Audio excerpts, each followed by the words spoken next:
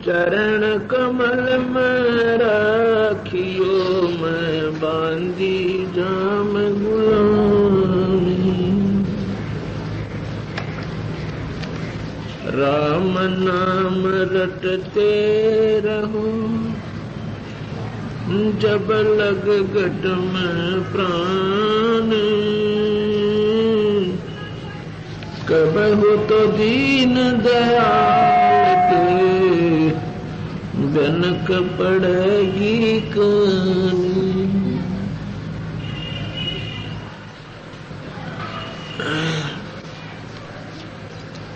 आज सतगुरु बंदीश्वर कबीर भगवान तथा उन्हीं के अवतार वही स्वरूप सतगुरु गरीबदास जी महाराज की परम कृपा से आज ये सतगुरु महिमा परमात्मा की महिमा गुणगान का ये द्वितीय दिन है। 2 मार्च 2002 ये वो शुभ दिन है कि आज ऐसे घोर कलयुग में परमात्मा की महिमा का एक विस्तृत गुणगान किया जा रहा है। और ऐसे समय में जो प्राणी सत्संग सुनने के लिए आते हैं वो बहुत ही पुण्यकर्मी प्राणी हैं, क्योंकि मनुष्य शरीर इस जीवात्मा को बहुत ही पुण्य कर्मों के प्रभाव से प्राप्त होता है। और मनुष्य शरीर पाके जो प्राणी सत्संग के अंदर आते हैं वो और भी ज्यादा शुभ कर्मी हंस आत्मा होती हैं। और जो सत्संग में आकर के गुरुदेव से के सत्संग को सुनकर संतों के विचार सुनकर और उपदेश ले लेते हैं, उनके पुण्य कर्मों का कोई हिसाब नहीं लग सकता, उनकी कोई गणना नहीं होती। अर्थात वो देव पुरुष हैं ऐसे कलयुग में जो परमात्मा की कृपा से सत्संग में आते हैं और उसकी तलाश के अंदर हैं, भगवान की उनको चाह है।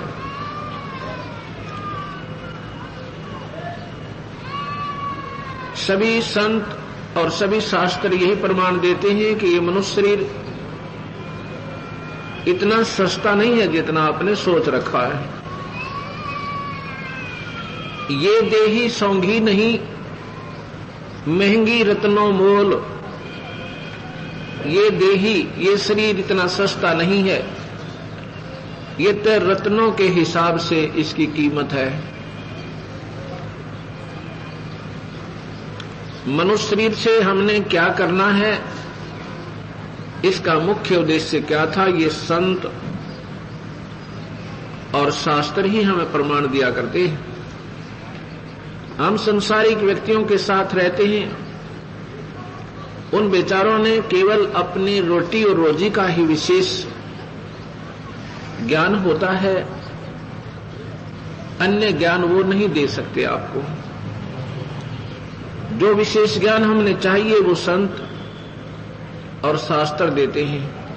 शास्त्रों को आप संतों के बिना समझ नहीं सकते। गुरु बिन किन्हें न पाया ज्ञाना, और ज्यों थोथा बुझ छड़े किसाना।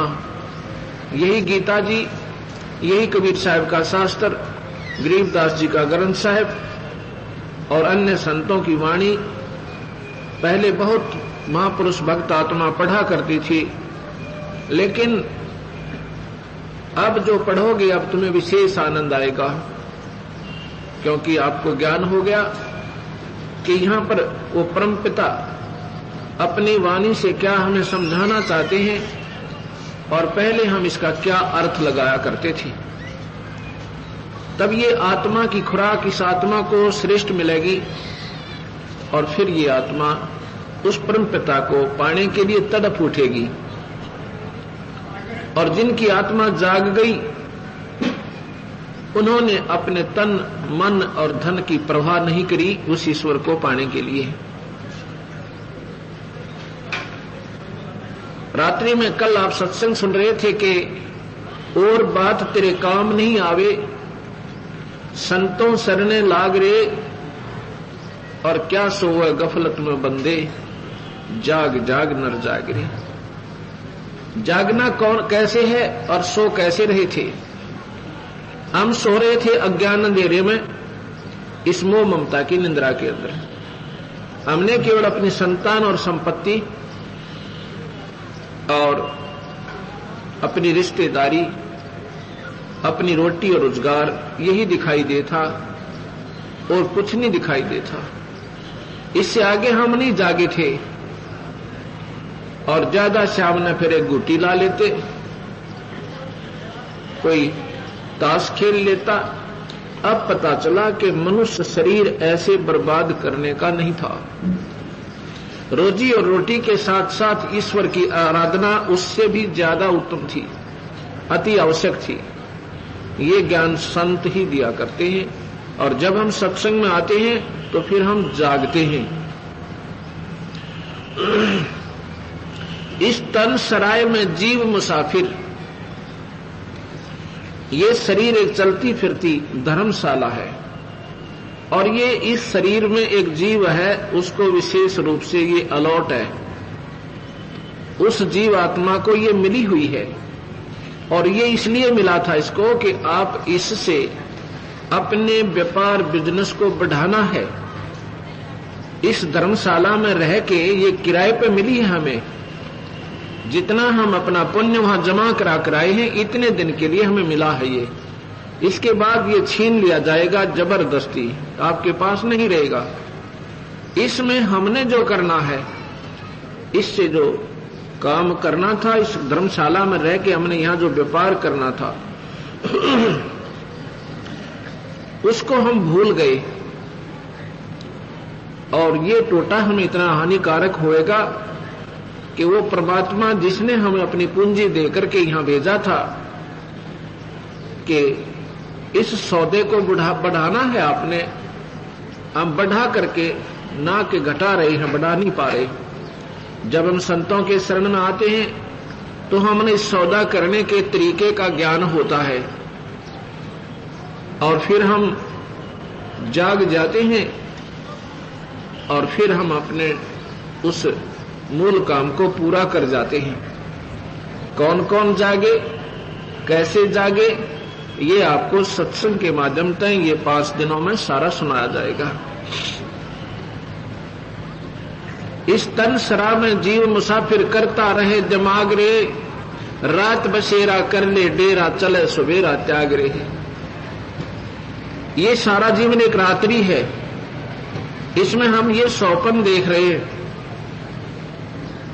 और जब ये सौपन टूट जाएगा, यानी ये शरीर समाप्त होगा, जब हम यहां से चलेंगे, सुबह उठकर जैसे प्राणी रात्रि में सौपन देखा हुआ ढूंढता है कि मैंने क्या देखा था, मैं कहां था, वो क्या वस्तु है, वो कहां गई, अब मेरी सारी वस्तु जो मैंने सपने में प्राप्त थी, तो देखता है कि वो कुछ नहीं था, ये तो वैसे ही मेरा भ्रम था। ऐसे ये सौपन देख रहे हम। जब ये सौपन टूटेगा, जब हम ऊपर चलेंगे, तब हमें याद आएगा कौन था मेरा बेटा, और कहां थी मेरी कार, वो कोठी। तो ये सोचेगा ये तो वैसे भूल भुलैया थी, कुछ भी नहीं था अपना।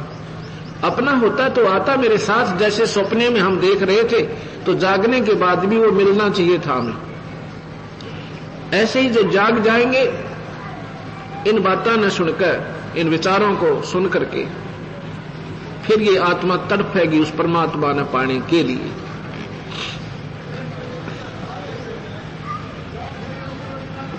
फिर कहते हैं कि इस तन सरा में जीव मुसाफिर करता रहे दिमाग रे, यानी अपने ही अटकलों से आप ही अपने ही हिसाब से ये जीव विचार विमर्श करता रहता है। जैसे आप रोजाना पेपरों में भी पढ़ो, और वैसे भी कहीं रिश्तेदारी में कहीं ना कहीं आपको जरूर सुनने को मिलता है कि वहां पर एक्सीडेंट हुआ, इतने व्यक्ति मारे गए। वो भी बेचारे ये सारे हिसाब लगाकर चले थे। कोई व्यापार में जा रहा था, कोई रिश्तेदारी में कोई बच्चे के अपने बच्चों के संयोग जोड़ने के लिए रिश्ते के लिए जा रहा था और रास्ते में एक्सीडेंट में समाप्त हो गई। अब ये विचार करना है, जितने भी हमने अपने हिसाब लगा रखे थे वो व्यर्थ रहे और ये जीवन भी चला गया।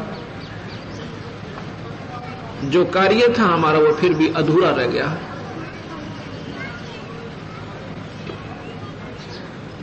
आगे सतगुरु महाराज बताते हैं कि उमदा चोला बना अनमोला, ये शरीर एक बहुत ही अनमोल वस्तु है। इसकी महिमा से हम पूर्ण रूप से परिचित नहीं है। हमने तो बस ये इसका मान रखा है कि बच्चे होंगे, अब इनको पालन करेंगे और फिर इनका ब्याह कर देंगे, विवाह करके फिर अपना जीवन सफल हुआ। भगवान इनको संतान दे, फिर हम बेशक मर जाएं, कोई दिक्कत नहीं। ये तो आप सोचो तो भी होना है, ना सोचोगे तो भी होना है, क्योंकि ये तो आपका संस्कार प्रारब्ध है। इसको कोई फेरबदल नहीं कर सकता। ना ये आपके चाहने से होगा, ना आपके करने से होगा। इसके लिए करवाने का मैटर हमारे अंदर पहले ही परमात्मा ने फीड कर रखा है। उसके आधार पर ये अपने आप कठपुतली चलती रहेगी, इसके बस की बात नहीं है। संतान हमारे चाहने से नहीं हुई, ये कोठी और बंगले कार हमारे चाहने से नहीं हुई। ये पिछले किए हुए संस्कार आज आपके फल रहे हैं और यही फलेंगे जब तक हम पूर्ण संत की शरण में नहीं आएंगे।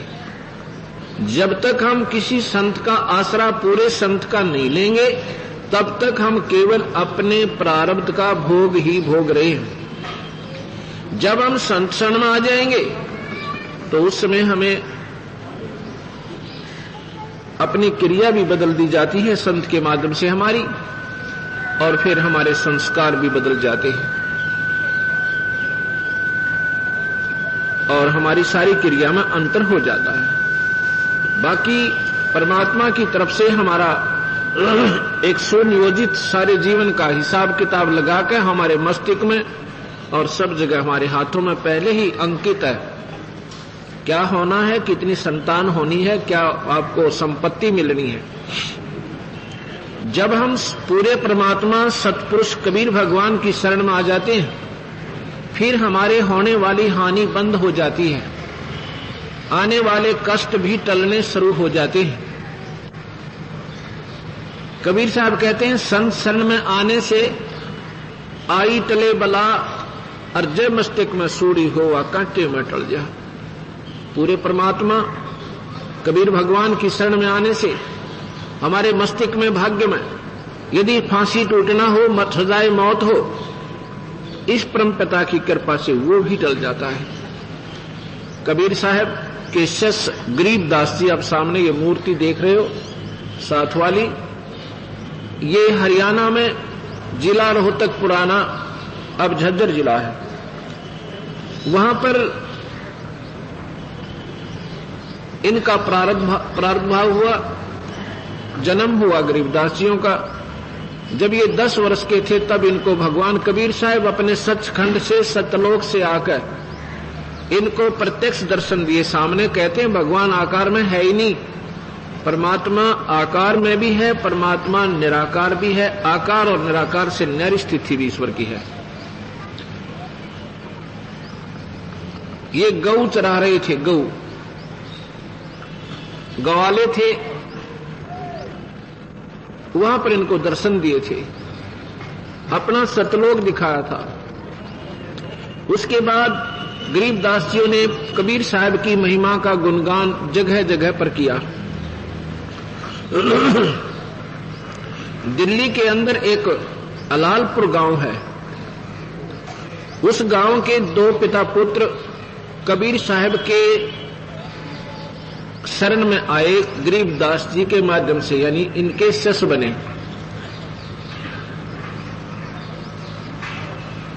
उनको एक मुकदमा चला, गरीबदास जी जा चुके थे शरीर छोड़कर,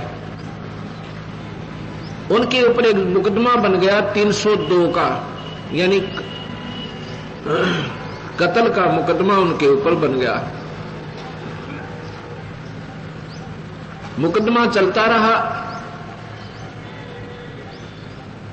और अंतिम तिथि आ गई कि कल यानी अब जो तारीख लगेगी उसके ऊपर फैसला सुनाया जाएगा और 100 की 100 ये बात होगी, 100% कि सजाए मौत होगी। उनके वकील ने भी ये कह दिया कि अब बचाव का कोई साधन नहीं है। जब अपना ही वकील ये कह दे तो उसका पक्का प्रमाण होता है कि फांसी टूटना है। इस पर उसका पुत्र रोने लग जाता है, कहता पिताजी आज हमारे गुरुदेव होते तो हमें ये फांसी नहीं लगती। उनका पिताजी कहता पुत्र परमात्मा मरते नहीं, भगवान कबीर साहब हमारे साथ है, बेटा घबरा मत। और उनकी यही इच्छा है तो फिर क्यों चिंता करे पुत्र, उनके हुक्म बिना पत्ता नहीं हिल सकता। इसमें भी हमारा कोई भला है, मर जाने में भी, अगर उनकी इच्छा होगी तो। अब क्या होता, वो निश्चित तारीख आ जाती है, कोर्ट के अंदर दोनों मुलजिम खड़े हो जाते हैं, मजिस्ट्रेट बैठा, साथ में रीडर बैठा है। मजिस्ट्रेट फांसी की सजा सुनाकर लिख के रीडर को कहता है कि पढ़ के सुना दे इनको।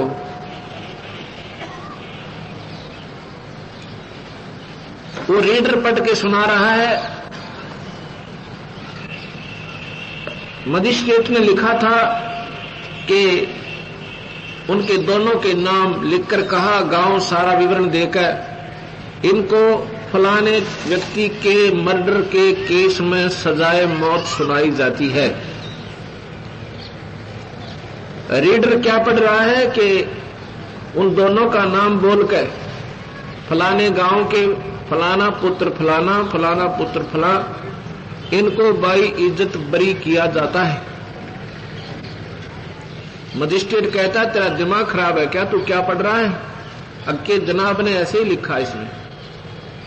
उसने फिर देखा, वो कागज फाड़ दिया, अपना फैसला फाड़ दिया, दोबारा फिर लिख दिया। कहता ये कैसे लिखागा मेरे से अनजानपने में। दोबारा फिर सुनता है, सुनाता है। मजिस्ट्रेट लिखता है कि इनको सजाए मौत दी जाती है, रीडर पढ़ता है कि इनको बाई इज्जत बरी किया जाता है। तीसरी बार फिर पढ़ के लिखता है, तीसरी बार फिर स्वयं सुनाता है। उसके सामने अक्षर चेंज हो रहे हैं। मजिस्ट्रेट देख रहा है, उसकी आंखों के सामने वो अक्षर एकदम बदल रहे हैं। मजिस्ट्रेट ने कहा भाई तुमने किसी संत का आसरा ले रखा है कि हाँ हम कबीर भगवान के चरणों में पड़े हैं, हमारे गुरुदेव गरीबदास जी थे।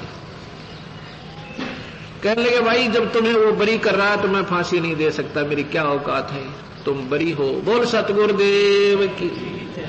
उसी दिन से उस मजिस्ट्रेट ने अपनी नौकरी से रिजाइन कर दिया कि परमात्मा है और वो जो चाहे सो कर सकता है। कबीर भगवान में ये शक्ति है, ये कर्म के दंड काट सकता है। अन्य किसी परमात्मा में ये शक्ति नहीं है, ना ब्रह्मा में, ना विष्णु में, ना शिव में, और ना ही ज्योत निरंजन ब्रह्म के अंदर। गरीबदास जी कहते मासा घटे न तिल बधे, विधना लिखे जो लेख, और सच्चा सतगुर मेट के ऊपर मार दे मेघ। पूर्ण संत जब मिल जाएंगे हमारे भाग्य बदल देंगे। अगर हम कर्मों के दंड भोग भोग कर ही पूरा करेंगे तो कभी अंत नहीं आ सकता। ये तो कोई ऐसा संत मिला है जो हमारे इस कर्म के लेख न मिटाकर गंदे कर्म न, जैसे फसल में घास उग जावे तो वो फसल को प्रफुल्लित नहीं होने देता, उसको तो निकालना पड़ेगा, उसको काटना पड़ेगा। अब ऐसी एक दवाई चल पड़ी है कि उस घास में पानी के साथ डाल दे तो घास को जला देगी, फसल को नुकसान नहीं करती। ऐसे ही कबीर साहब का जो मंत्र है सतनाम, इससे वो पाप कट जाते हैं, ये पुण्य और ये अजपा जाप सतनाम प्रफुल्लित होता है और जीव यहां से छुटकारा पा जाता है। इसलिए सतगुरु महाराज कहते हैं ये सौदा फिर नाही संतो, यो सौदा फिर नाही, यो सौदा, यो सौदा फिर नाही, ये सौदा फिर नाही रे संतो। लोहे जैसा ताव जाते हैं, लोहे है काया देह सराही संतो, यो सौदा फिर नाही, ये सौदा फिर नाही रे संतो। तीन लोक और भवन चतुर्दश, तीन लोक और सब जग सौदे आई रे संतो, ये सौदा फिर नाही, यो सौदा संतो, यो सौदा फिर नाही। दुगने तिगने किए चौगने, दुगने तिगने किए चौगने, किन्हू मूल गवाई रे संतो, ये सौदा फिर नाही, यो सौदा फिर नाही रे संतो, यो सौदा फिर नाही। नर नारायण देह पाय के, नर नारायण देह के, फिर 84 जाई रे संतो, यो सौदा फिर नाही, यो सौदा संतो, यो सौदा फिर नाही। जा सतगुरु की मैं बलिहारी, जा सतगुरु की मैं बलिहारी, जो जामन मरण मिटाई रे संतो, ये सौदा फिर नाही, यो सौदा फिर नाही रे, यो दम टूटे पिंडा फूटे, यो दम टूटे लेखा दरगाह माई रे संतो, यो सौदा फिर नाही, यो सौदा फिर नाही रे संतो, यो सौदा फिर नाही। उस दरगाह में मार पड़ेगी, उस दरगाह में मार पड़ेगी, जम पकड़ेंगे बाहिर संतो, यो सौदा फिर नाही, यो सौदा फिर नाही रे संतो, कुल परिवार तेरा सकल कबीला, कुल परिवार तेरा सकल कबीला, मसलत एक ठहराई रे संतो, यो सौदा फिर नाही, यो सौदा फिर नाही रे संतो, यो सौदा फिर नाही। बांध पिंजरी आग धर लिया, बांध पिंजरी मरघट को ले जाही रे संतो, यो सौदा फिर नाही, यो सौदा फिर नाही रे संतो, यो सौदा फिर नाही।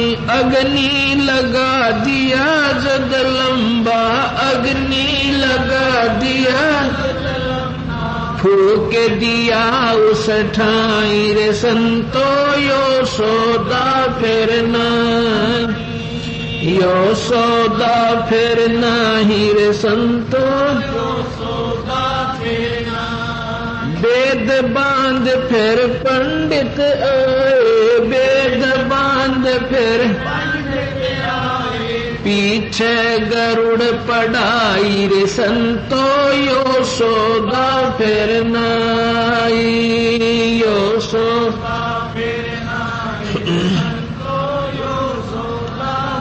नाही। नर से ती तू पशुआ की जय, नर से ती तू पशुआ की जय, गद्दा बैल बनाई जाई रे संतो यो सौदा फिर नाई, यो सौदा फिर नाई संतो यो सौदा फिर नाई। 56 भोग कहाँ मन बोरे, 56 भोग कित कुरड़ी चरणे जाई रे संतो यो सौदा फिर नाई, यो सौदा फिर नाई, यो सौदा फिर नाई। प्रेत शिला पे जाए बिराज, प्रेत शिला पे पितरों पिंड भराई रे संतो यो सौदा फिर नाई, यो सौदा फिर नाई रे संतो यो सौदा फिर नाई। बोहर सराद खान को आए, बोहर सराद काग बहे कलमाही रे संतो यो सौदा फिर नाई, यो सौदा फिर नाई संतो यो सौदा फिर नाई। जय सतगुरु की संगत करते, जय सतगुरु की संगत करते सकल कर्म कट जाई रे संतो यो सौदा फिर नाई, यो सौदा फिर नाई संतो यो सौदा फिर नाई। अमरपुरी पर आसन होते, अमरपुरी पर आसन होते जहाँ धूप ना छाई रे संतो यो सौदा फिर नाई, यो सौदा फिर नाई रे संतो यो सौदा फिर नाई। सुरत नरत मन पवन पियाना, सुरत नरत मन पवन पियाना शब्द शब्द समाई रे संतो यो सौदा फिर नाई, यो सौदा फिर नाई रे संतो यो सौदा फिर नाई। गरीब दास गलतान मैल में, गरीब दास गलतान मैल में मिले कबीर गोसाई रे संतो यो सौदा फिर नाई, यो सौदा फिर नाई रे संतो यो सौदा फिर नाई। सत साहिब यहाँ पर कबीर साहिब के स्वरूप उनके शिष्य गरीबदास जी भगवान कहना चाहते हैं, भाई ये मनुष्य शरीर बार बार नहीं मिलता, ये सौदा, ये मनुष्य शरीर का जो बिजनेस है ये फिर नहीं बनेगा, इसमें इतना जल्दी करो जितना हो सके। कहते हैं लोहे जैसा ताब जात है ये काया दे सराही। ओए होए, एक एक बात संत की जय आत्मा तक पहुंच जाए या डटी नहीं डटा है। हम आत्मा तक ये काल इस चीज को जान नहीं देता जो इसकी निज खुराक है। ये तो हमने मन की खुराक को ज्यादा कर रखा है, जैसे अच्छे बढ़िया बढ़िया शब्द सुनना। जो भक्ति भाव के लोग हैं, भक्त आत्मा हैं, बहन भाई, उनको काल ने कहाँ उलझा दिया। अच्छे बढ़िया सुरीली आवाज के गाने वाले, शब्द गाने वाले, कबीर साहब की बानी वाले चाहिए। और यू बस सारी रात नाड़ मार के और साखी यानी ये वाणी हट गया फंद। सतनाम, सतनाम, वो सार नाम का ज्ञान नहीं हुआ और उस नाम बिना बीमारी कटे नहीं। अब कोई बीमार है और उसमें कहा गया है कि भाई दवाई खाओ, दवाई ले ले, तेरी बीमारी कट जाएगी, नहीं भयंकर होने वाली है। गाने वाले को भी है वो बीमारी, सुनाने वाले को और सुनने वाले को भी है। और दवाई को ऐसे के पास नहीं सारी रात गावें, आश्रम खोल लिए वो भी बतावें। दवाई ना उन आश्रम वालों के पास ना उनके अनुयायियों के पास, दोनों मरेंगे यानी उस बीमारी के प्रभावी होंगे। वो संत वीर, वो महंत वीर, साथ में उनके अनुयायी भी गधे बने। क्योंकि जब तक संत पूरा नहीं मिला, इन बातों के बतावनते और इनके मीठे सुरीली आवाज गावनते, यो जीव अमर सफल नहीं हो सकता। तो यहां सतगुरु महाराज कहते हैं, पद गाया मन हर्षिया और साखी का आनंद वाह जीवा। और वो नाम सही मिलानी और फिर गल में पड़ गया फंद, यानी काल फिर घसीट लेगा। जब हमें ये बात ज्ञान हो जाएगा, अब जैसे किसी के घर में आग लग जा, भगवान करे ना हो ऐसा काम, वैसे बतावें उदाहरण के लिए, और उसको कोई आके कहे भाई तेरे घर में अग्नि लग गई है, जाके संभाल ले जल्दी सी, वो सुनन की देर है, चलन की नहीं, उसी समय भाग लेगा, जो साधन मिलेगा वहीं पहुंचेगा और उसको अपना समाधान करेगा। फायर ब्रिगेड में बुलावेगा, रास्ते में टेलीफोन कर जाएगा। यानी वो होश में हुआ तो, और जब उसने पी रखी शराब, फिर वो क्या कहेगा कि क्या कहा भैया, फिर बताना। वो कहेगा तेरे आग लग रही है, पीछे थोड़ी ये लगी है, अभी तो भाग ले, बचा सकता है। वो कहता है ऐसे नहीं भाई, कुछ गा के सुना है, मुझे अच्छा नहीं लगा तेरा बताना, इतना भयंकर नुकसान होने लग रहा। और फिर वो कहे मुझे गा कर सुना, क्या कह रहा है, तू नहीं भाई तू सुना, तेरी अच्छी आवाज है।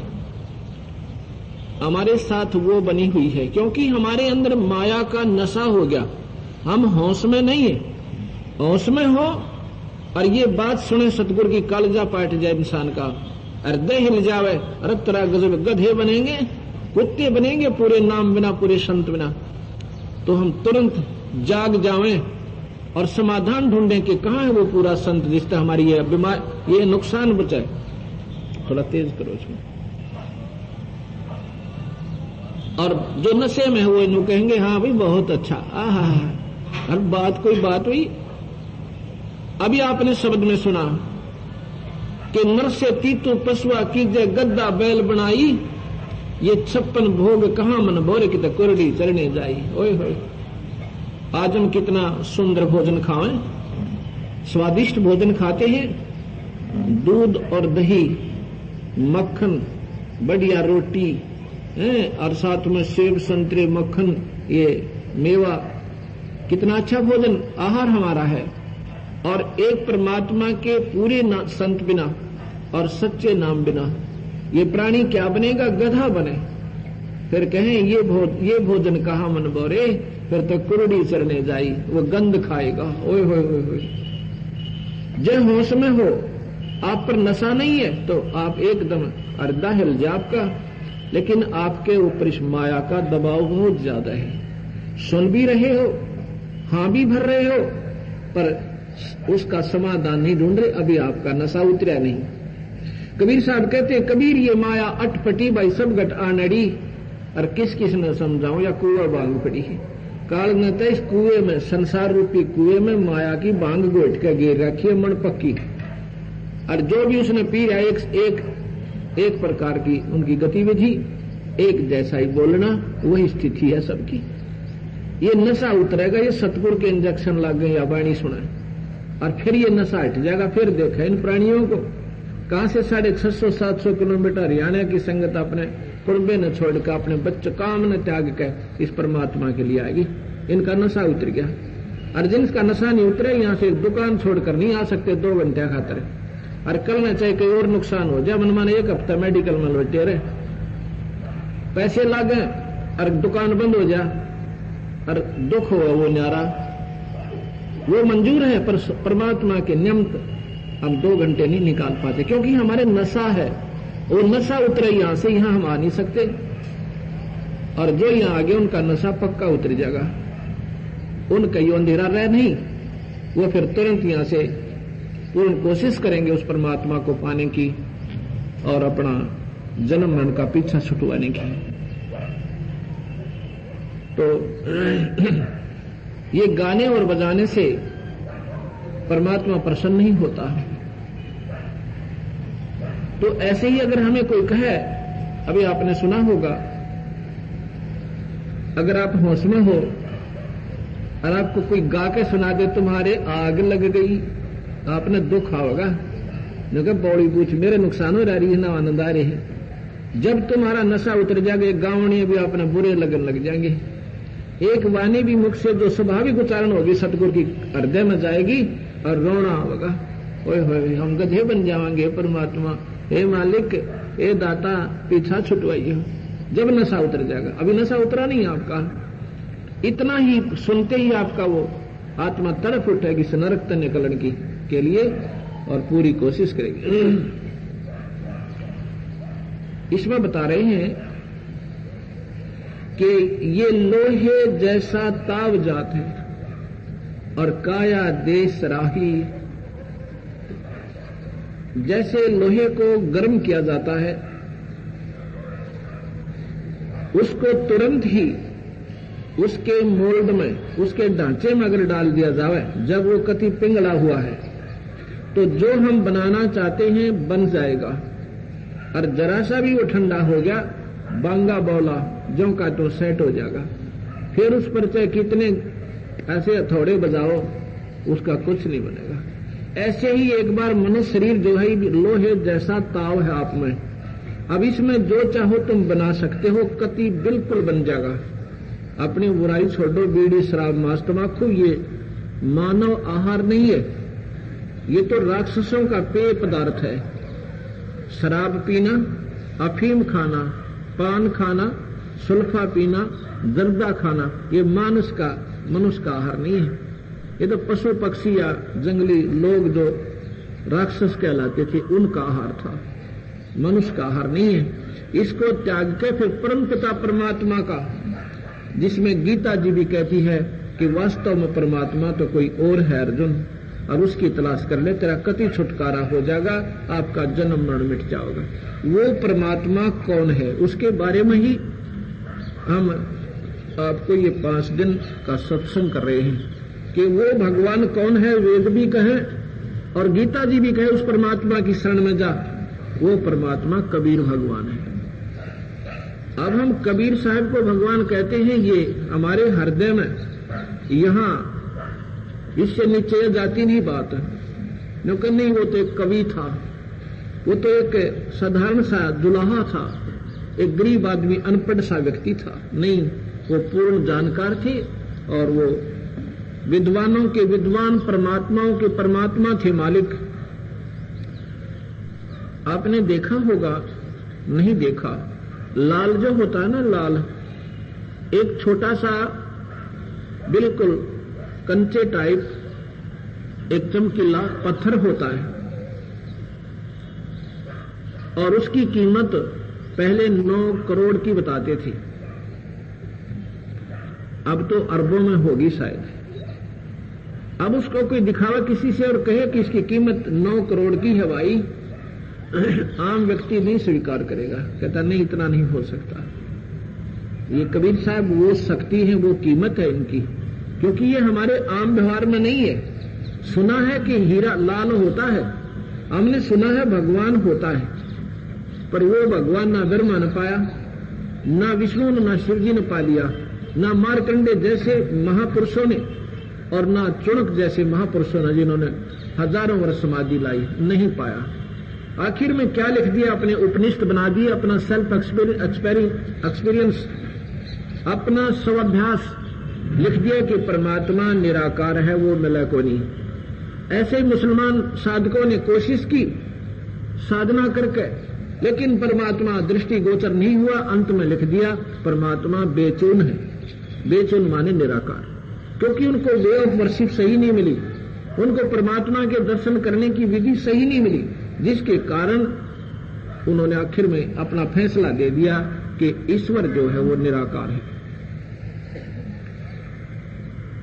अब हम थोड़ी सी आपको व्याख्या करना चाहते हैं, आकार क्या होता है, निराकार क्या होता है, सरगुण क्या है, निर्गुण क्या है।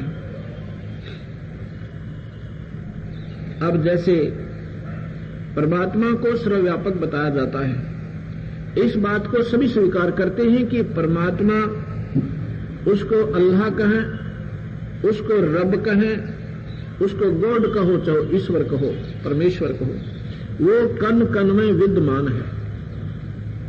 बिल्कुल इस बात में सभी माने, इससे कोई नकारा नहीं करता कि भगवान कण कण में नहीं है। अब जैसे वायु के अंदर हवा में पानी होता है, जल होता है वायु में, पर वो दृष्टि गोचर नहीं है, अदृश्य निराकार है और निर्गुण है, उसका कोई लाभ हमें प्राप्त नहीं हो रहा। इसको अगर हमें ये जानना चाहें कि इसमें वास्तव में पानी है या नहीं है, तो एक गिलास के अंदर बर्फ डाल दीजिए या ठंडा पानी, अच्छा ठंडा पानी, और हवा में रख दो और जून के महीने में रख देना, उसमें भी पानी आ जाएगा उसके चारों तरफ गिलास के, और पानी बहकर चल पड़ेगा बाहर से। गिलास फूटा नहीं है, गिलास बिल्कुल साबुत है, लेकिन फिर पानी कहां से आया? जो वायु में पानी था, वो वायु का पानी उस ठंडे वातावरण से चेंज हो गया, पानी में परिवर्तित हो गया, और वो इससे सिद्ध हो गया कि वायु में पानी था, लेकिन वो निराकार था, फिर आकार में भी दिखा। ऐसे ही परमात्मा के प्रगटकरण की विधि है। परमात्मा सब जगह है। वो परमात्मा आपको विशेष लाभ नहीं देता, आम लाभ देता है। जैसे वायु हमें आम लाभ दे रही है, विशेष नहीं दे रही है, वो वायुमंडल में जो पानी है। ऐसे ही बड़ा तेज कर भाई, इसमें थोड़ा सा या तो इसमें कर। जैसे गरीबदास जी महाराज कहते हैं कि थन दूधी ने चीर के जय कोई ढूंढे दूध, गरीबदास इस शरीर में हाड चाम और गूद। जैसे बिना ब्याई हुई कोई गाय भैंस बकरी, अगर उसका कोई ऑपरेशन करके देखे, उसमें दूध नहीं है, उसमें दूध नहीं है। और जब वही गाय, वो भैंस या बकरी जब नए दूध हुए, उसको गर्भ रहे, फिर बच्चा हुआ, और फिर देखो बाल्टी भर दे दूध की, वो दूध कहां था, कहां से आ गया? वो शरीर में ही प्रकट हुआ, शरीर में बनाया गया था अंदर, पर उसकी विधि थी बनाने की। ऐसे ही ये नाम गरीबदास जी कहते हैं, थन दूधी ने चीर के जय कोई ढूंढे दूध, गरीबदास इस शरीर में हड्ड चाम और गूद। फिर कहते हैं, हड्ड चाम की देह में अमृत दूध सर्वंत, गरीबदास इस शरीर में ऐसे है भगवंत। परमात्मा भी है शरीर में, पर वैसे नहीं आपको दर्शन होंगे उसके। कैसे होंगे? पूरे संतता नाम ले और फिर उस नाम का सेवन शुरू कर, उस नाम के प्रभाव से तेरे शरीर में वो भगवान प्रकट होगा। था तो पहले भी, पर उसकी विधि बिना वो बना नहीं। ऐसे ही जब हम निर्गुण और सरगुण समझेंगे, निराकार और आकार की व्याख्या समय समय आने पर आपको हम बताते रहेंगे। आज इतना ही समझें। अब आगे चलते हैं कि दुगने तिगने करे चौगने किन्हू मूल गवाही, ये सौदा फिर नाही संतो यो सौदा फिर नाही। दुगने तिगने किन्होंने किए? जिन्होंने पूरे संत की शरण मिलगी, नाम लिया और लेकर नाम, और जैसे गुरुदेव ने आदेश दिए और सिरदर्द की बाजी लगा दी, वो दुगने तिगने चौगने इस मनुष्य शरीर का ये सौदा कर जाएंगे। और जिनको सही मार्ग मिला नहीं, शराब पी, अपनी धंधा पीट किया और रोजी रोटी में सारा जीवन खो दिए, वो अपना मूल गवा चले। मूल गवाना तात्पर्य अपनी जो भगवान से हम श्वास रूपी पूंजी लेकर आए थे, वह व्यर्थ खो दी। और जब ये पूंजी जिसके आधार पर हमने आगे सौदा बढ़ाना था, बिजनेस बढ़ाना था, वो खत्म कर दिया, वह पूंजी भी खा चुके। अर्थात हम वहां भगवान के दरबार में फिर मुंह लटकाएंगे, वहां जाकर हम बहुत पछताएंगे। उस समय कुछ नहीं बनेगा। यहां पर कबीर साहब कहते अच्छे दिन पाछे गए, गुरु से किया ना हेत, इब पछतावा क्या करे, बिरा चिड़िया चुगगी खेत। वहां जाकर ये प्राणी बहुत पश्चाताप करे, रोता है समय को और कहता है भगवान या कौन बनी मेरे संग, ओए होए मत अनमोल जीवन को बर्बाद करके और यहां आ गया। फिर क्या प्रार्थना करेगा ये प्राणी, भगवान से कहेगा हे परमात्मा एक बार मनुष्य शरीर मुझे फिर दे दो दाता, अब के गलती नहीं करूंगा, अब के मैं आपको इतना याद करूंगा, आपके चरणों में बहुत ज्यादा से ज्यादा समय लगाऊंगा। उस समय परमात्मा आपके सामने आपकी पिछले जन्मों की एक रील शुरू करेगा, एक फिल्म चलाएगा और कहेगा ले पुत्र देख कितनी बार तुझे मनुष्य शरीर दिया मैंने, और जितनी बार भी तू आया तेरे ये ड्रामे थे, अब भी तू यही कर रहा है। और यहां से जाता है जब तो तू कहता भगवान तुझे भूलूं नहीं, और वहां जाते भगवान भूला तू और सब कुछ याद किया, तूने शराब ढूंढ ली और फीम बना ली, सुल्फा ढूंढ लिया है, आग डंगा ढूंढ लिया और फिल्म ढूंढ ली कितनी चाला बढ़िया। मैं ना ढूंढा तूने, मैं नहीं टोया तूने, अब बकवास करे क्योंकि तेरे सर पर लठ बाज जाएगा, गधा बनता दिखे, अब तू रो रहा है। वो सारी फिल्म देखकर जितनी बार हम आते हैं और फिर वापस खाली जोड़ी लेकर जाते हैं, तो फिर ये कहता है गलती हुई महाराज, अब बेटा यहां गलती का ही दंड भोगना पड़ता है, जा गधा बन, और फिर कभी तेरा मनुष्य शरीर होगा फिर देख लूंगा कितनी कमाई करेगा। ऐसे इतने नाटकबाजी करते हैं, योग खो दिए। यहां बंदी छोड़ कहते हैं ये दम टूटे पिंडा फूटे हो लेखा दरगाह माही, उस दरगाह में मार पड़ेगी तेरी जम पकड़ेंगे बाही। यम के दूत तेरी बाजू पकड़ कर ले जाएंगे यहां से। उसमें ना भाई छुटावे, ना बेटा छुटवावे, ना कोई राष्ट्रपति रिश्तेदार होता वो छुटवावे, उसमें केवल तेरा गुरुदेव छुटवावे। अगर तेने पूरा संत बना रखा है वहां तेरे साथ आवेगा और कहेगा छोड़ दे भाई ये मेरे बच्चे हैं। कबीर साहब के हंस को यमदूत नहीं ले जाएंगे, जो पूरे संत संपर्क में आ गया, वैसे सूखे कबीर पंथ का फीत लगाते यमदूत नहीं छोड़ेंगे। जब हम पूरे संत की शरण में आकर उनसे संपर्क कर लेंगे और वो उस भगवान से आपका संपर्क करवा देगा, आपका नाम जोड़ देगा, फिर उस हंस के पास यमदूत नहीं आएंगे। उसको स्वयं कबीर भगवान अपने गुरुदेव के रूप में, आपके गुरुदेव के रूप में आके अपने साथ ले जाएंगे, यमदूत नहीं छेड़ेंगे। आगे सतगुरु बताते हैं कि जा सतगुरु की मैं बलिहारी जो जामन मरण मिटाही।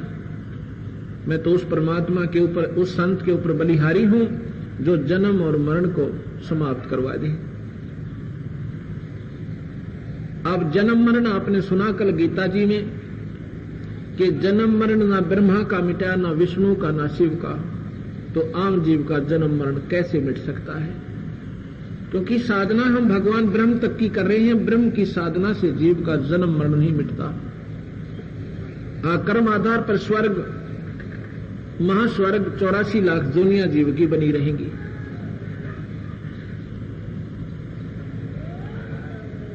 उसके बाद सतगुरु महाराज कहते हैं ऐसा संत ढूंढना चाहिए जिससे वो हमारे जन्म मरण को मिटा दे। आगे बताते हैं कि कुल परिवार तेरा सकल कबीला मसलत एक ठराही, जब ये शरीर छूट जाता है तो सभी आस पड़ोस के रिश्ते भाईचारा आपका कुल परिवार इकट्ठा होता है और कहता है भाई अब इसको उठाओ जल्दी, अब यहां से इसको ले चलो, अब इस मिट्टी में कुछ नहीं रहा है, सब ले जाकर के और वहां आपको शमशान घाट में जाकर फूंक देंगे। उसके बाद क्या करेंगे,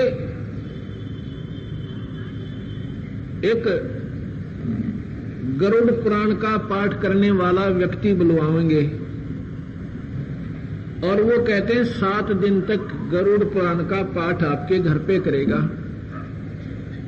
गरुड़ पुराण को एक बार वैसे पढ़कर देखो, उसमें ये लिख रखा है कि जब ये प्राणी बिना भगवान के भजन के यहां से जाता है, उसको यम के दूत पकड़कर इतने भयंकर रास्ते से ले जाते हैं, ये तौबा करता है तड़प तड़प कर पानी के लिए, खाने के लिए, और रोता है, हाहाकार मचाता है। वो दया नहीं करते। जितने भी बुरे कर्म कर रखे हैं उनको सब दिखाते हैं कि तूने ऐसे जुल्म किए नादान।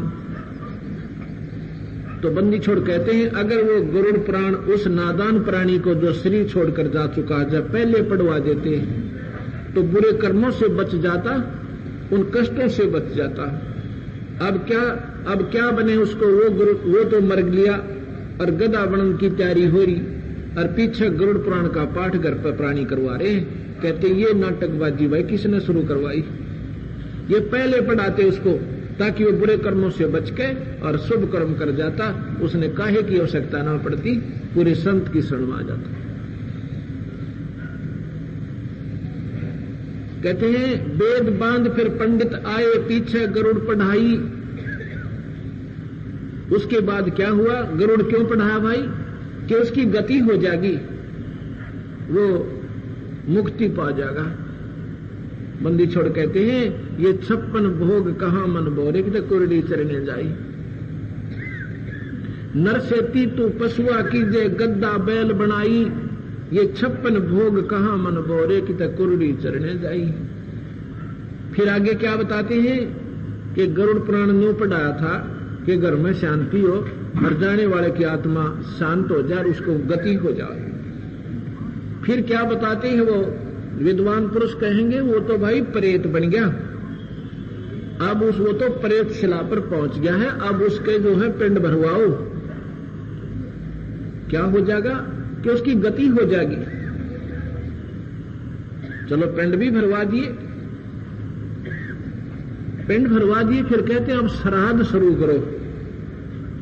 श्राद्ध किस लिए? कि उसको स्वर्ग में ना खाना नहीं मिल रहा। भाई स्वर्ग में कहां हुआ जिसने खाना नहीं मिलता? जो स्वर्ग में गया है उसको वहां खाने की कमी कोई ना, वो तो स्वर्ग में गया ही नहीं है। जब तुम कह रहे हो कि उसको खाना नहीं मिल रहा, उसको पानी नहीं मिल रहा, तो बंदी छोड़ कहते हैं मान लीजिए आपकी बात को हम ऊपर रखते हैं कि पिंड भरवाने से उसकी भूत जोनी छूट जाएगी, प्रेत जोनी छूट जाएगी विधिवत अगर पिंड भरवा दिए गए तो, और फिर वो गधा बन जाएगा। बता के गति करवाई। यहां गरीबदास जी कहते हैं जय सतगुरु की संगत करते ओए होए ये सकल कर्म कट जाएगी। यदि पूरे संत कबीर भगवान के उपासक की शरण में आ जाते, ये तेरे सारे कर्म कट जाते। ना प्रेत बनना, ना गधा बनना, ना श्राद्ध की आवश्यकता, और ना पिंड भरवानी, कुछ भी ना करना था। जय सतगुरु की संगत करते तेरे सकल कर्म कट जाई। और फिर क्या होता? सतलोक में पहुंच जाते, अमरपुरी पर आसन होते जहां धूप ना छाई। फिर आप सतलोक में पहुंच जाते जहां आपको कोई दुख नहीं है, वहां सुबह और शाम नहीं है, वहां एक न्यारी ही रोशनी है जिसमें गर्मी को ना, दिन रात नहीं है, वहां पर तू सदा अमर रहेगा। हमने आकार में वहां रहना था, यहां पर हम नकली बना रखे हैं। काल भगवान ने ये नकली शरीर दिया, इसको फूंक देने के बाद इसकी राख भी पहचान में नहीं आओगी आपके, इसके ऊपर गधे लेटा करेंगे। ये नकली शरीर दिया हुआ, हमारा नकली स्वरूप बना रखा है, हमारा असली स्वरूप छुपा दिया काल भगवान ने, इसके अंदर दबा रखा है 5 आवरण चढ़ा के। अब उन इस नाम के अभ्यास से ये शरीर हमारे अंदर जो ऊपर हमारे कवर चढ़ा रखेंगे, धीरे धीरे सब अपने आप निकल जाएंगे, जैसे सांप कांचली छोड़ दिया करे। ये शरीर क्या होगा? जैसे कांचली सर्प ने छोड़ दी, इसकी उस सांप और कांचली की उसकी कैंचुली की तुलना करते हैं, इतना ही ये जीव आत्मा जो अंदर और है शरीर, ये शरीर उसके ऊपर ऐसे कवर है। इसके छूट जाने के बाद वो जीव नारा है, उसके बाद एक और कवर है जिसको सूक्ष्म शरीर कहते हैं। फिर एक कारण शरीर है, एक महाकारण शरीर है, फिर कवैल्य शरीर है, और ये पांचों जब इस नाम के अभ्यास से अपने आप निकलते चले जाएंगे, खिसकते चले जाएंगे, और फिर हमारा असली स्वरूप आ जाएगा, हम सतलोक चले जाएंगे। आएंगे कैसे? वो नाम अभ्यास कर, सतगुरु की शरण में रहने से ये सभी छुटकारे, ये बंधन आपके पांचों कट जाएंगे और फिर सतलोक चले जाओगे। कहते हैं सुरत नृत मन पवन पियाना शब्द शब्द समाई, और गरीब दास गलतान महल में मिले कबीर गोसाई। कहते मुझे तो अपने कबीर गुरु रूप भगवान मिल गए और उन्होंने हमें ये सतमार्ग बता दिया। हम तो भाई मस्त हैं, ना गधे बनना, ना 84 में जाना, ना पिंड भरवाने, ना फूल उठवाने, अपने सतलोक में चला जाना। एक समय की बात है, क्योंकि परमात्मा को चाहने वाली आत्माओं की कमी नहीं है, लेकिन रास्ता ठीक ना मिलने से ये कोशिश करके भी आखिर में निष्फल होकर चली जाती हैं। रास्ता मिले संतों से और संत सच्चाई कह नहीं पा रहे। आपने